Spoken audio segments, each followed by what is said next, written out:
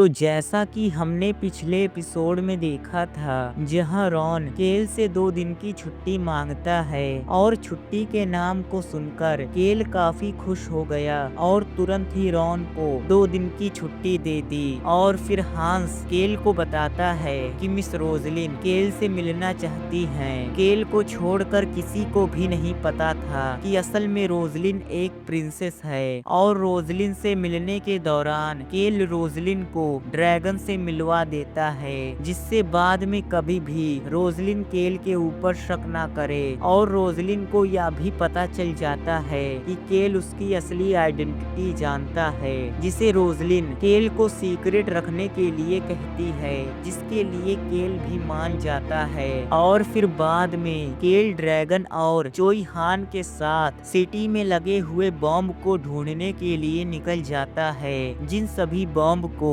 Secret organisation वाले लोगों ने लगाया था, लेकिन केल की वजह से स्टोरी चेंज हो गई थी और उन्हें एक भी बॉम्ब नहीं मिलता। और फिर बाद में लॉक केल से मिलने के लिए आता है, जो केल से कुछ कहना चाहता था, लेकिन वह काफी हेजिटेट कर रहा था, जिसे देखकर केल कहता है, तुम्हें जो कुछ भी कहना है वो तुम मुझसे कह सकते हो। और अब आगे केल की सभी बातों को सुनकर लॉक हिम्मत जुटाकर चिल्लाते हुए केल से कहता है, आपका बहुत बहुत शुक्रिया। और काफी ही ज्यादा शर्मा रहा होता है, जिसे देखकर केल अपने मन में कहता है, नोवेल के अंदर बताया गया था कि लॉक काफी ही ज्यादा मासूम है और ना ही ज्यादा स्मार्ट है। मुझे याद है कि नोवेल के अंदर जब वह पहली बार बर्जर्क मोड के अंदर गया था, तो उसके बाद उसकी पर्सनालिटी पूरी तरीके से बदल गई थी, लेकिन जब मैं इसे अच्छे तरीके से देख रहा हूँ तो लॉक की पर्सनालिटी बिल्कुल भी बदली नहीं है। क्या यह सब मेरी वजह से हुआ है? तभी केल लॉक से कहता है, हाँ तुमने सही कहा, तुम्हें मुझे शुक्रिया कहना चाहिए। केल के ऐसे बात को सुनकर लॉक काफी हैरान होता है, फिर हड़बड़ाते हुए कहता है, हाँ आपने सही कहा। और केल लेमन टी को पीते हुए लॉक से कहता है, तुमने अब मुझे शुक्रिया कह दिया है, इसलिए तुम यहाँ से जा सकते हो। तभी लॉक कहता है, असल में यंग मास्टर, मैं आपसे कुछ और कहना चाहता हूँ। यह सुनकर केल कहता है, अगर तुम्हें कहना है तो तुम जल्दी से कह दो। यह सुनकर लॉक कहता है, हाँ आपने सही कहा। केल आगे कहता है, अगर तुम किसी ऐसे पर्सन से बात कर रहे हो जो सीधा पॉइंट की बात करता है, तो तुम्हें उसके सामने किसी भी चीज को छुपाने की जरूरत नहीं है। जो भी तुम्हारे मुंह के अंदर है तुम मुझसे कह सकते हो, मैं तुम्हारी बात को सुनने के लिए यहाँ पर मौजूद हूँ। केल की सभी बातों को सुनकर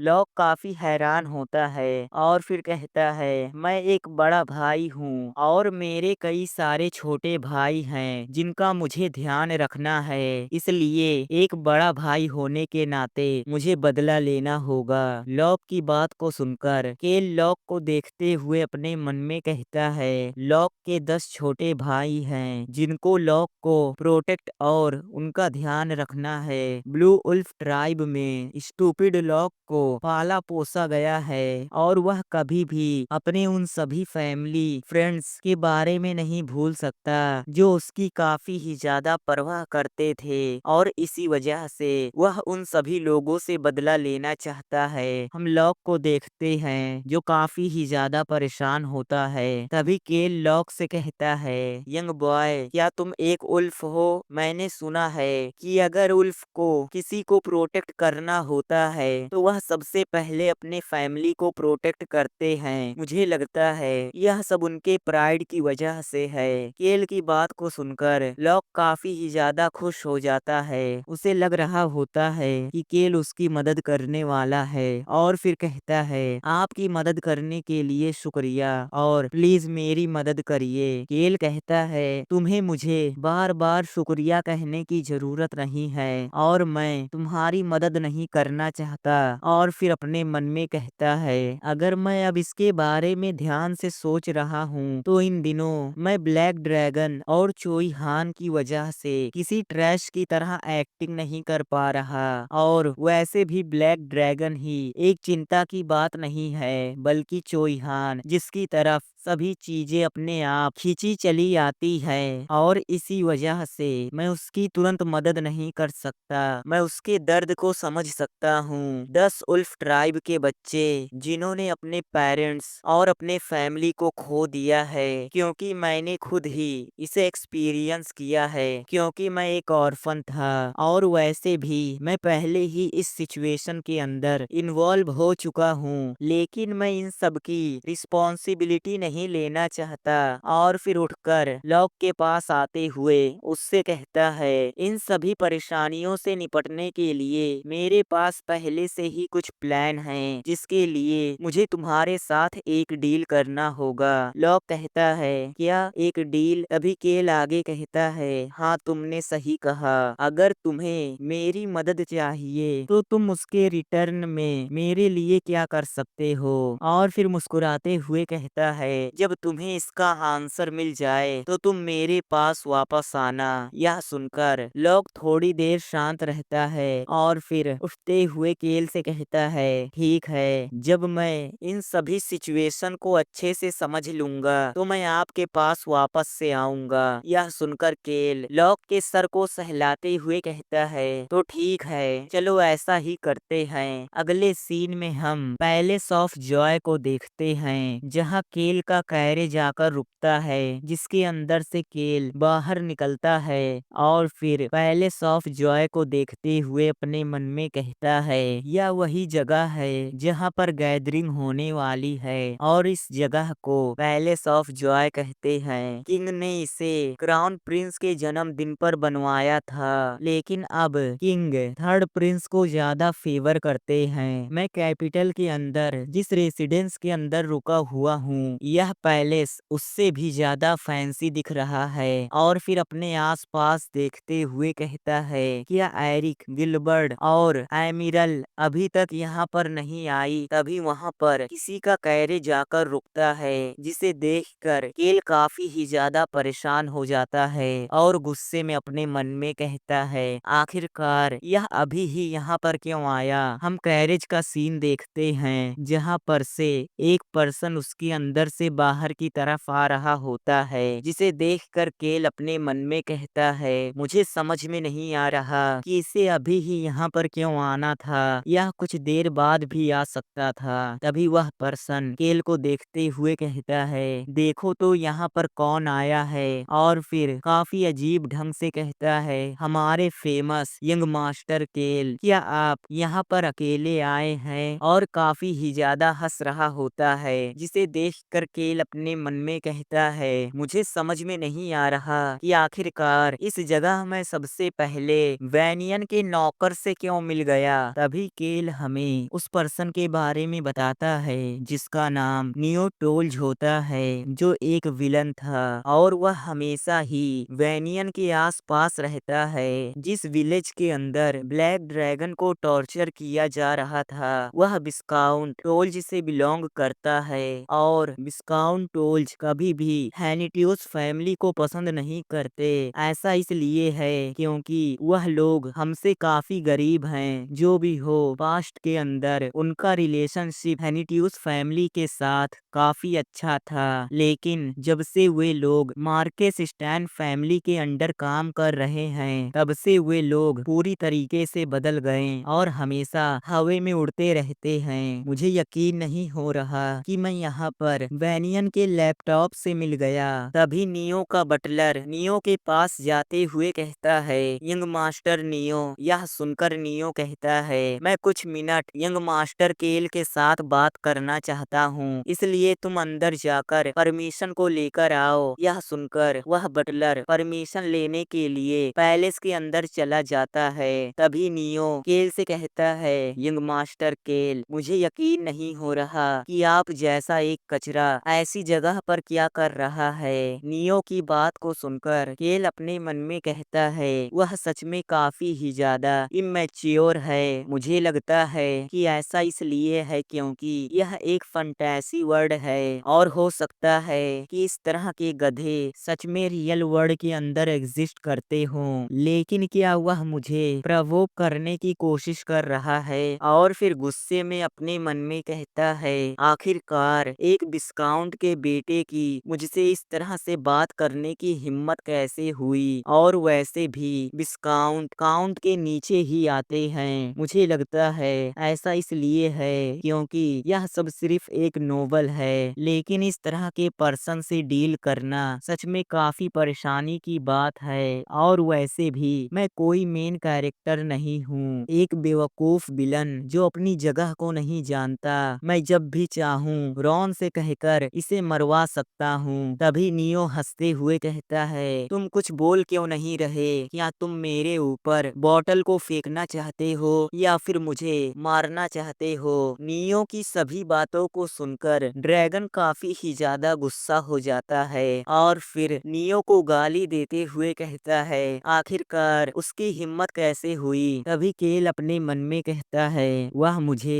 किसी वजह से प्रवोक करने की कोशिश कर रहा है। और वैसे भी रॉयल पैलेस के अंदर मैजिक आइटम को नहीं ला सकते, नहीं तो मैं अपने साथ एक रिकॉर्डिंग डिवाइस लेकर आता। तभी ड्रैगन केल से कहता है वह मुझे उस कमीने वेनियन की याद दिलाता है। केल कहता है वह बस उसका एक नौकर है। तभी ड्रैगन केल से कहता है क्या तुम चाहते हो कि मैं उसे मार दूं। यह सुनकर केल ड्रैगन से कहता है मुझे नहीं लगता कि तुम्हें उसे मारने की जरूरत है। तभी वहां पर किसी का कैरेज आता है जिसे देखकर वह दोनों काफी हैरान होते हैं और वह कैरेज सीधा आकर उनके साइड में रुकता है और फिर उस कैरेज का दरवाजा खुलता है जिसके अंदर से गिलबर्ट, एमिरल और एरिक बाहर की तरफ आते हैं। एरिक को देखकर केल एरिक से कहता है बड़े भाई। लेकिन उन तीनों को देखकर नियो की हालत खराब हो जाती है। तभी केल नियो की तरफ इशारा करते हुए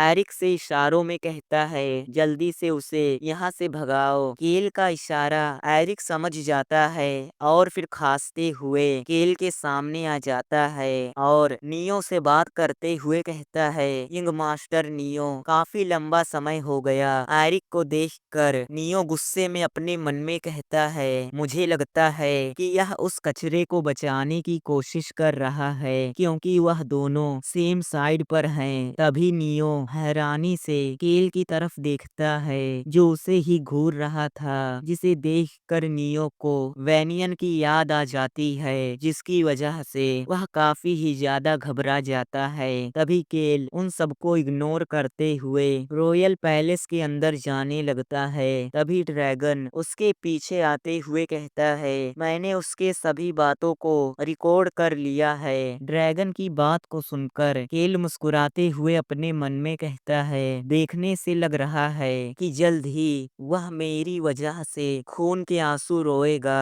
वह काफी ही ज्यादा सेफ फील कर रहा होगा क्योंकि उसे लग रहा था उसने मुझे यह सभी बातें कह दी क्योंकि उसे काफी सेफ फील हो रहा था। उसे लग रहा था कि मेरे पास कोई भी रिकॉर्डिंग डिवाइस नहीं है क्योंकि रॉयल पैलेस के अंदर कोई भी मैजिक आइटम को नहीं ला सकता। और वैसे भी उसने सच ही सोचा क्योंकि मेरे पास कोई भी रिकॉर्डिंग डिवाइस नहीं है। उसकी जगह पर मेरे पास ब्लैक ड्रैगन है जिसके पास चीट स्किल है जो किसी की बातों को रिकॉर्ड कर सकता है। तभी एरिक मुस्कुराते हुए नियो से कहता है यंग मास्टर नियो, मैं उम्मीद करता हूँ कि हमारी मुलाकात पैलेस के अंदर जरूर हो। और फिर पीछे मुड़कर कहता है यंग लेडी एमिरल और यंग मास्टर गिलबर्ट, हमें अंदर चलना चाहिए। तभी अनाउंस किया जाता है कि काउंट हैनिट्यूस फैमिली से यंग मास्टर केल अंदर आ रहे हैं। हम देखते हैं जहां वह सभी पैलेस के अंदर आ गए होते हैं और पैलेस को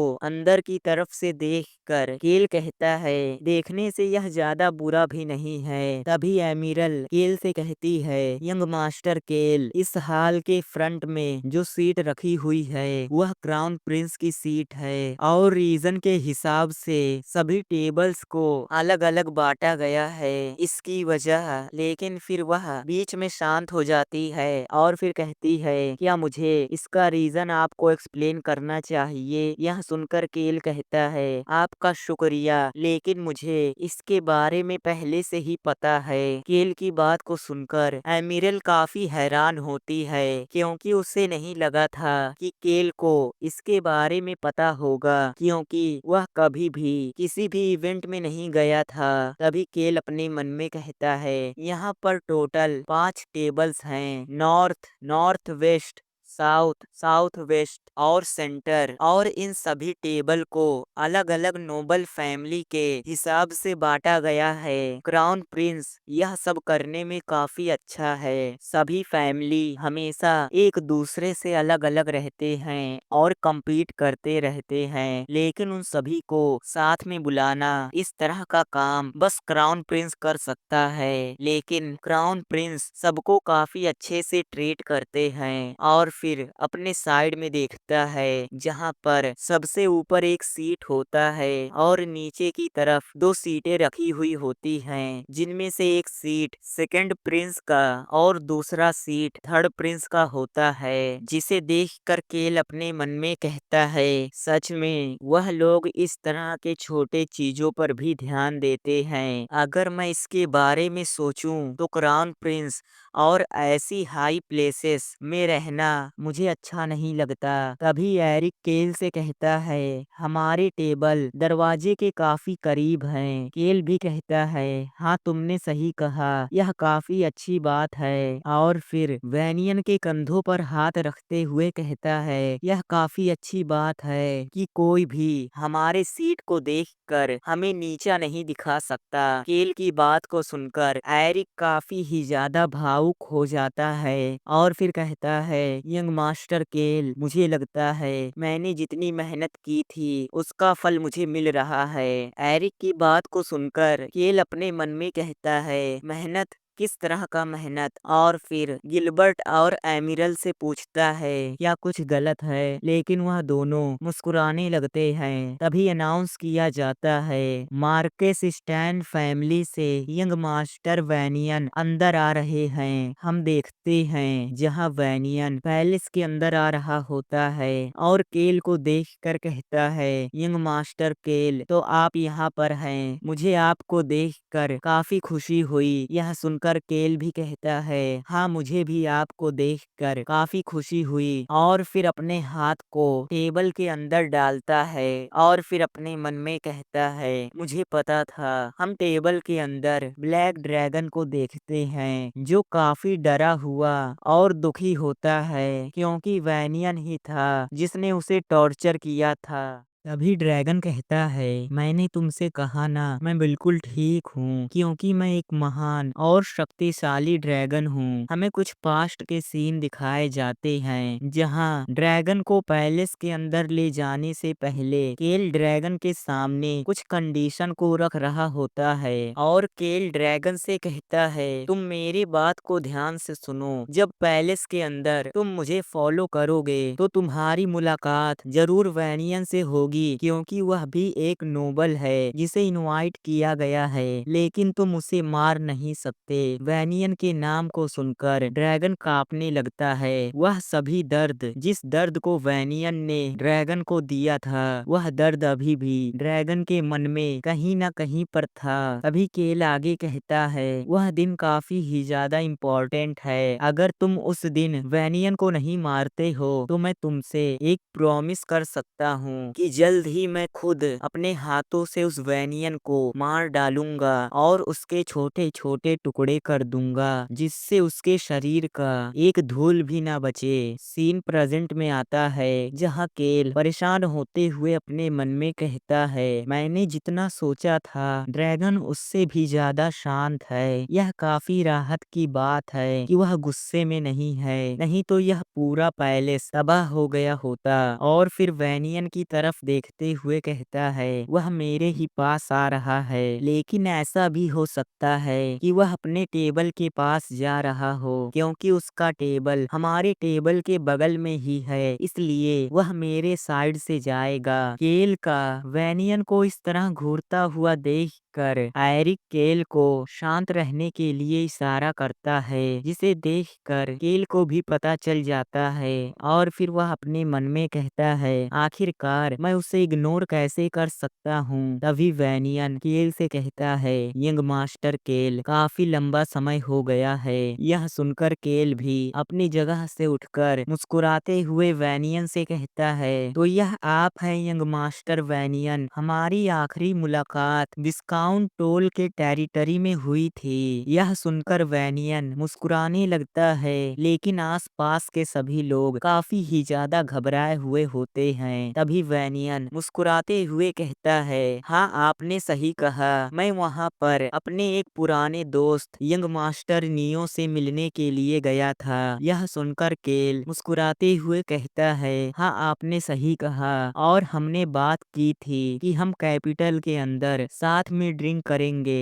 वैनियन कहता है, हाँ आपने सही कहा, मुझे याद है कि मैंने ऐसा कहा था। तभी केल मुस्कुराते हुए कहता है, जिस दिन मैं यंग मास्टर वैनियन से मिला था, उस दिन डिस्काउंट टोल के नाइट मेरे पास कुछ ढूंढने के लिए आए थे। मैंने सुना था कि विला के अंदर चोरी हो गई, और मैंने यह भी सुना था कि चोर ने पूरे विला को खाली कर दिया था। यह सुनकर वह दोनों काफी ही ज्यादा घबरा जाते हैं कि ड्रैगन को टॉर्चर करने वाली बात बाहर ना आ जाए। तभी केल आगे कहता है कि आपने इसके बारे में यंग मास्टर वैनिसन से नहीं सुना? मैंने सुना है कि आप दोनों काफी अच्छे फ्रेंड हैं। वैनियन कहता है, हाँ मैंने इसके बारे में सुना था और मुझे यह सुनकर काफी बुरा लगा। केल कहता है कि आपको पता है कि मैं यह बात सुनकर कितना शॉक हो गया था, ऊपर से मैं नशे के अंदर था। वैनियन कहता है, क्या सच में? तभी केल कहता है, लेकिन मुझे यकीन नहीं हो रहा कि उस चोर ने पूरे विला को खाली कर दिया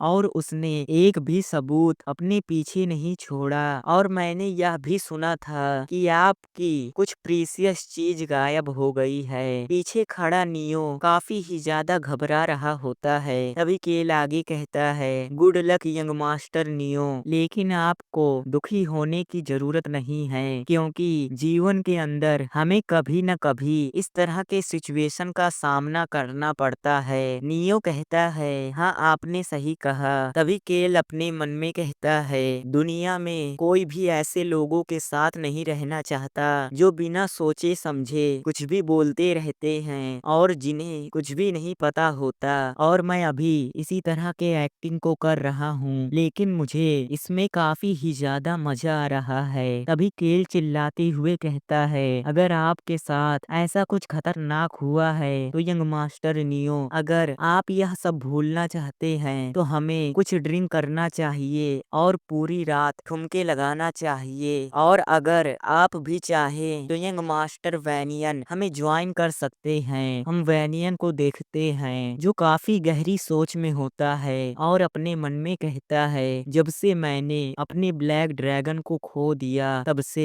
मैं किसी के भी ऊपर भरोसा नहीं करता। और फिर तिरछी निगाहों से केल की तरफ देखते हुए कहता है, और जिस ऑर्गेनाइजेशन ने मुझे ब्लैक ड्रैगन को दिया था, मुझे उनके ऊपर सबसे ज्यादा शक है, लेकिन मैं इतनी आसानी से केल को छोड़ नहीं सकता, क्योंकि उस रात वह भी उसी जगह पर रुका हुआ था। तभी केल कहता है, अगर आप ड्रिंक करते हैं तो आप सभी बुरी यादें भूल जाएंगे।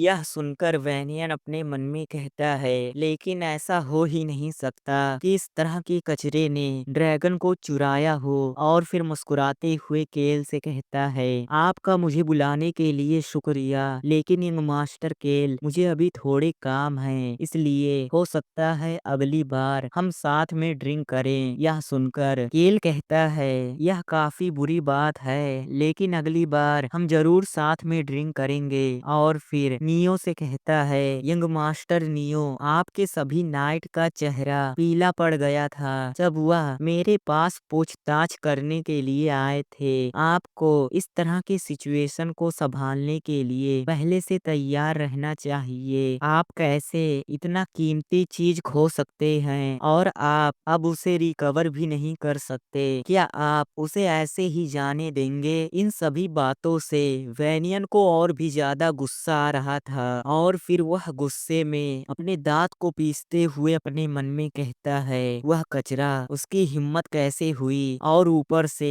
वह ड्रैगन वो कहाँ पर चला गया, मुझे कुछ भी समझ में नहीं आ रहा। हम दूसरी साइड नियो को देखते हैं जो काफी ही ज्यादा घबरा रहा होता है क्योंकि अब बैनियन उसके ऊपर अपने सारे गुस्से को निकालेगा, जिसका अंदाजा केल को भी हो जाता है और वह अपने मन में कहता है, अब मुझे लगता है कि वैनियन का सारा गुस्सा नियो के ऊपर निकलने वाला है। और फिर वह मुस्कुराते हुए नियो से कहता है, यंग मास्टर नियो, आपको शांत रहना चाहिए। तभी केल अल्कोहल की बोतल को उठा लेता है जिसे देखकर एरिक कहता है, यंग मास्टर केल। यह सुनकर केल अपने सामने देखता है जहां उसके आसपास के सभी लोग काफी ही ज्यादा घबरा रहे थे क्योंकि उन्हें लग रहा था कि केल ड्रिंक करने के बाद बोतल को इधर उधर फेंकने लगेगा और सभी चीजों को तोड़ने लगेगा। और फिर एरिक केल से कहता है, मुझे लगता है कि हमें बाद में ड्रिंक करना चाहिए। तभी हम पार्टी का सीन देखते हैं जहां सभी लोग आ गए होते हैं और हम वैनियन को देखते हैं जो काफी परेशान होता है। तभी केल अपने पास से एक घड़ी को निकालता है और उसमें देखते हुए कहता है, टाइम हो गया। तभी दरवाजा खुलता है और कोई अंदर की तरफ आता है।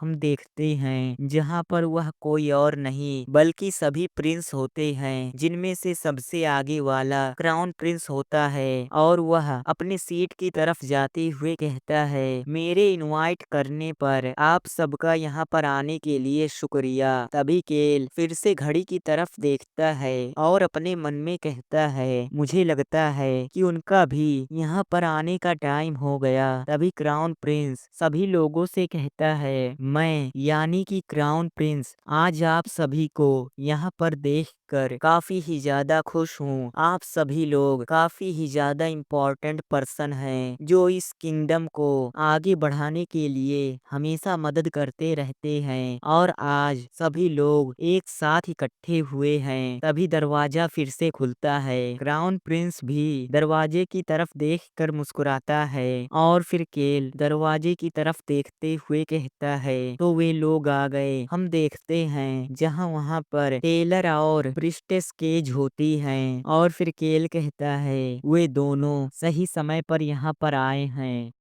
तो फिलहाल इसी सीन के साथ आज का ये एपिसोड खत्म होता है और अगर आपको यह एपिसोड अच्छा लगा हो तो आप वीडियो को लाइक कर सकते हैं और अगर आप इसके नेक्स्ट एपिसोड को देखना चाहते हैं तो मुझे कमेंट में बता सकते हैं। तो मिलते हैं नेक्स्ट वीडियो में, तब तक के लिए बाय।